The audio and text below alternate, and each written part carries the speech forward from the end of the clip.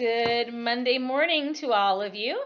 It is it's about 11:43. It's been a very busy morning today, trying to get some things together so that I can send them out to you and your parents this week, so we can kind of get going on what we're doing for next week.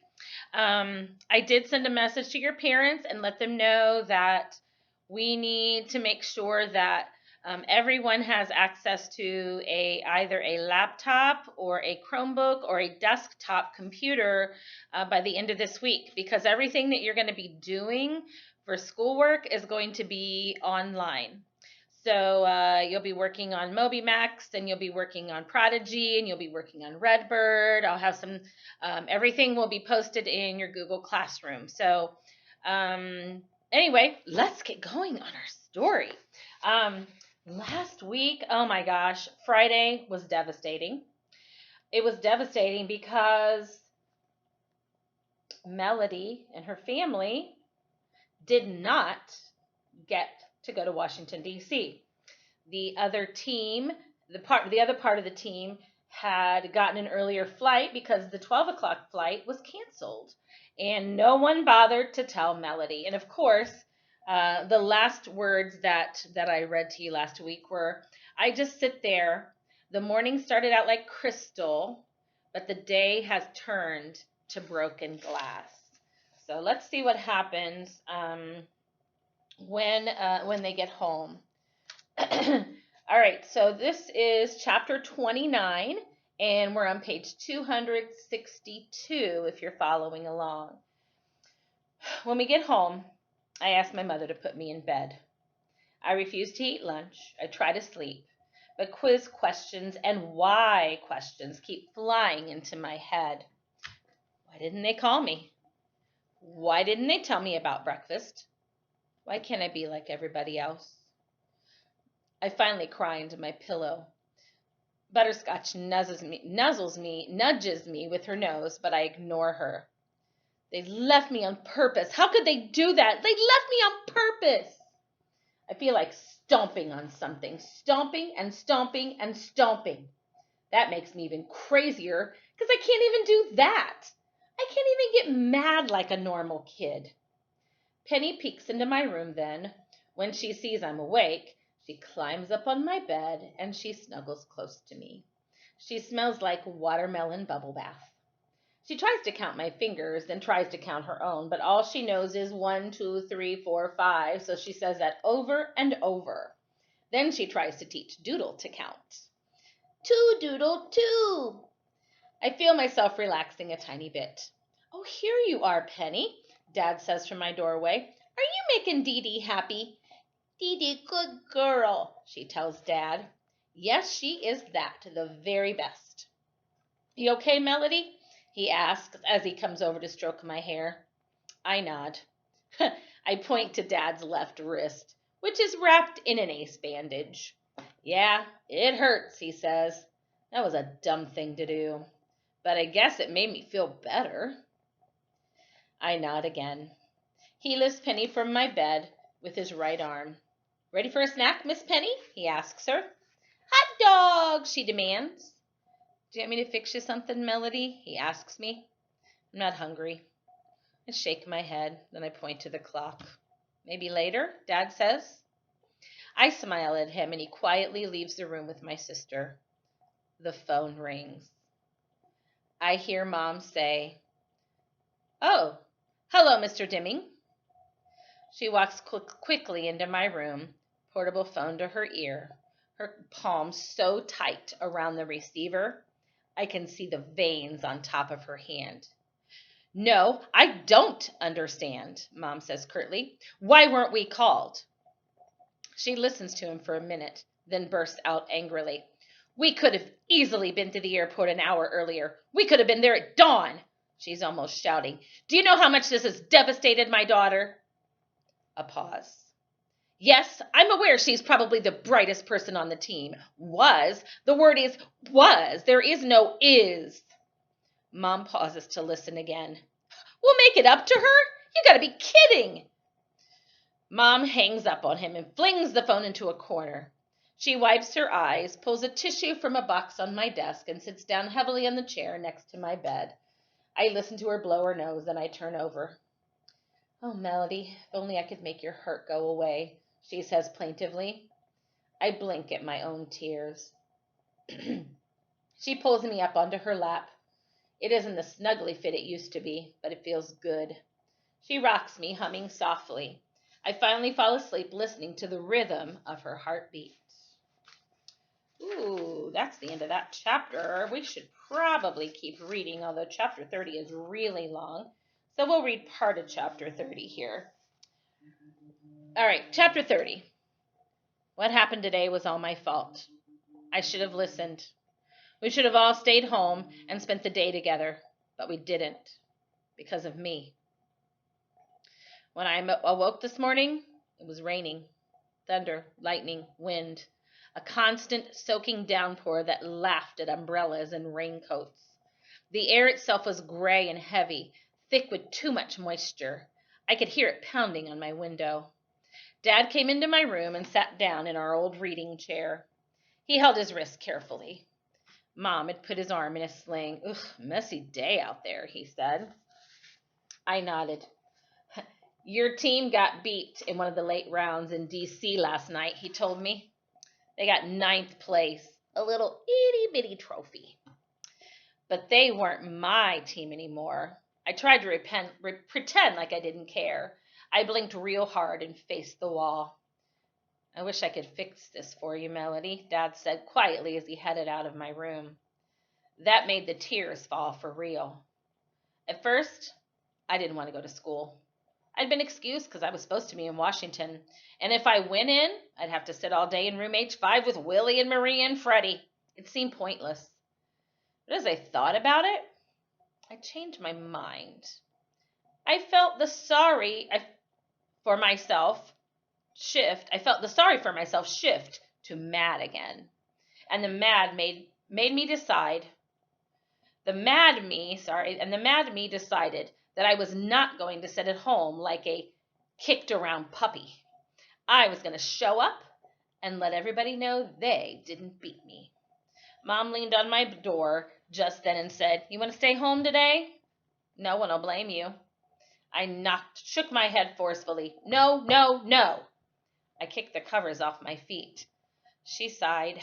Okay, but the weather's ugly and I woke up with a migraine. Plus, Penny's sick and Butterscotch threw up on the carpet. I had to put her in the basement. She got me bathed and dressed and took me downstairs. Usually Dad carries me up and down the steps, but with his arm out of commission, Mom just grunted, lifted me, and did it herself. She eased me into my manual chair. My electric chair and lightning storms don't mix well.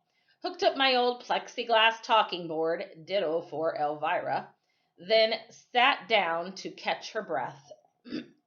"It looks like we're going to have one stormy day, honey," she said as she glanced at the wet mess outside the window. As she ran a brush through my hair, she whispered, "I'm so sorry, my Melody, so sorry about everything." I reached up and I touched her hand. The rain continued to fall.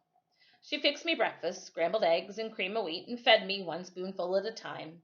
She kept placing her palm against her forehead. She was unusually quiet. I wondered if she was thinking about how many times she had fed me, how many more times she'd have to do it. Wearing a floppy yellow hat and yellow duck-footed sleepers, Penny wandered into the kitchen, coughing and sneezing. Mom stopped feeding me, found a Kleenex, and wiped Penny's nose. She hated that, of course, so she screamed like she was being tortured by enemy spies.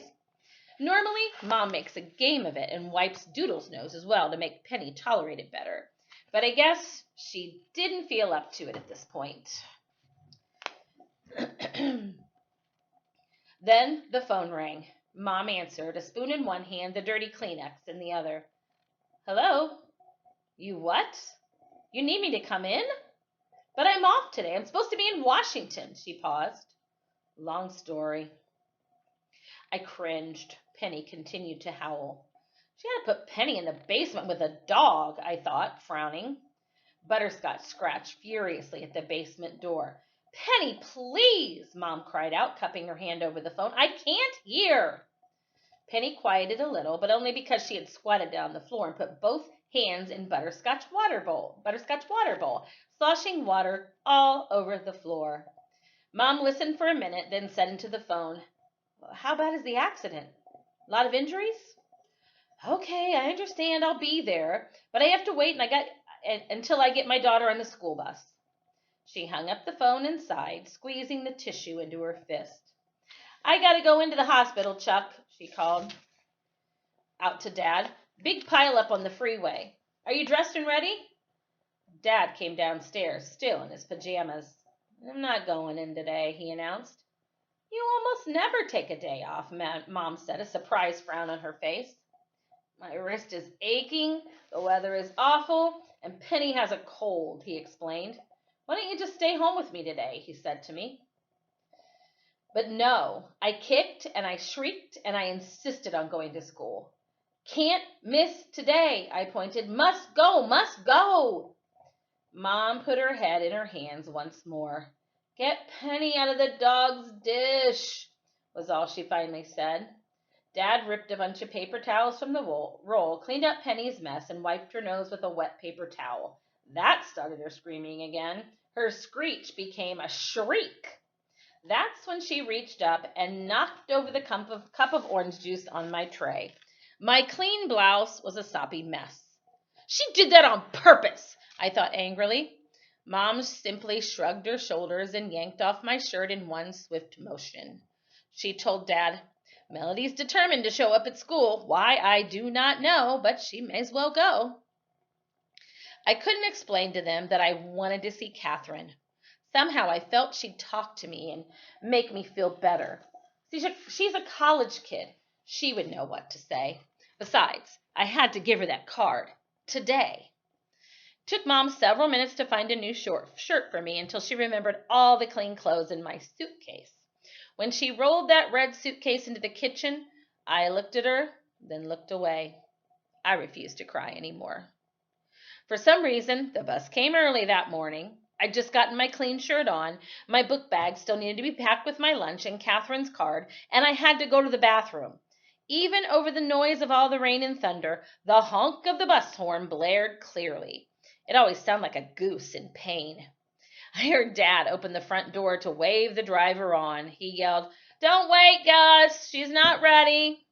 The driver, a sandy-haired guy who's been on this route for a couple of years, beeped once more, then rumbled on. Gus is really cool and often waits a few minutes as parents hustle to get their children out of their houses. It just takes us longer sometimes to get it together in the morning. "Melody, baby, why don't you just stay home with Daddy and Penny today, please?" Mom asked as she lifted me off the toilet. Such an icky day. I kicked and I cried out again, shaking my head. No, no, no. I didn't know why it was so important, but I knew I had to show up. Maybe I wanted to let everybody know what the team had done to me. I really wasn't sure. I knew only that I had to go to school. Mom sighed and pulled up my jeans. When I got back in my chair, I pointed to, "Thanks, Mom." She just shook her head and stuffed my lunch into my book bag. The rain didn't seem to be letting up, so Mom took a deep breath and started the process of loading me into the car. When I ride the bus, I simply roll down our ramp, down the driveway, onto the bus lift, and into a specifically designed area of the bus that straps my chair into place. But when I ride in the car, it involves a whole process of taking apart, putting together me, my chair, and my stuff. Even with my manual chair, it's a pain. And Dad was no help. With his arm in a sling, he shrugged and tried to look like he was sorry he couldn't come out and lend Mom a hand. I think he was enjoying it a little, and that made Mom even more upset. The rain and wind, if anything, had gotten worse. Mom had draped a huge plastic raincoat over me in my chair and another one over herself, but in seconds, the hoods had blown off of our heads and we were soaked. We headed slowly down the wheelchair ramp, the wind whipping at us and the rain attacking us from all sides. I thought it was exciting. I'd never seen the sky so dark at 8 in the morning. The thunder and wind made it feel like a scene out of a really good movie. My hair's short and curly, and I think it looks sort of cute when it gets wet. Good thing. Mom hates it when her hair gets wet. It's stringy and limp. I gotta admit, Mom with wet hair should hide in a closet. She opened the car door on the passenger side, and the wind blew it shut. She did it again, this time using me and my chair as a doorstop. The front seat of the car, of course, was getting soaked. She lifted me into the seat, strapped me in, and began the process of collapsing my chair. Fortunately, most of it's plastic and leather and metal, but I knew it would stay damp all day, even if somebody wiped it off real good when I got to school. Mom placed my chair, along with my old communication board, into the back of the SUV. When she shut the trunk, she slammed it hard. The rain continued to fall. By the time she scooted into the driver's seat, she was a dripping mess and in a terrible mood. "Oh, I wish I could go back to bed," she said grumpily as she put the key into the ignition. "My head is killing me. Why did I agree to go to work? I'm supposed to be off today with you in Washington." She sighed heavily. I kicked my legs in response, but only a little. I didn't want to upset her even more. That's when I glanced down and I noticed she'd forgotten my book bag. "Catherine's card!" I reached over, grabbed Mom's arm, and pointed to my feet. "What?"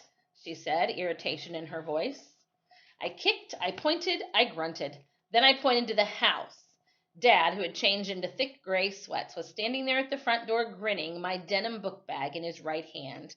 I could see Penny still in her little yellow duck pajamas and now a yellow rain hat, standing behind him. She had Doodle and Mom's red umbrella in her hands. Lightning crackled, thunder followed, the rain poured. I watched Mom's hands tighten on the steering wheel. She made a noise that sounded like something I would say, almost a growl. "Ugh!" She flung open the car door, stomped back out into the storm, up the ramp. She snatched the book bag from Dad. She was sopping by the time we got back in the car. Dad waved his bandaged arm from the porch one last time, then turned and went back into the dryness of the house. I watched as the front door almost closed. That's when I saw a small bundle of yellow, dragging a red umbrella, dart out of the house. I saw her for only a second, but I saw. And we're going to stop there. All right, so we're going to have to find out what happens when she gets to school. We're on page 274, and there are, how many pages in this book? There are 295 pages in this book, so we are getting very close. We're only, 21 pages away from finishing. So, all right, so sorry about finishing at such a crazy spot, cliffhanger spot. So I will see you guys tomorrow morning at our Zoom meeting. Hopefully most of you have your Chromebooks by now, or a laptop computer, or a desktop computer, because we are going to start to navigate a little bit through the Google Classroom and some things like that tomorrow. So anyway, I love you guys, and we'll see you tomorrow morning at 9.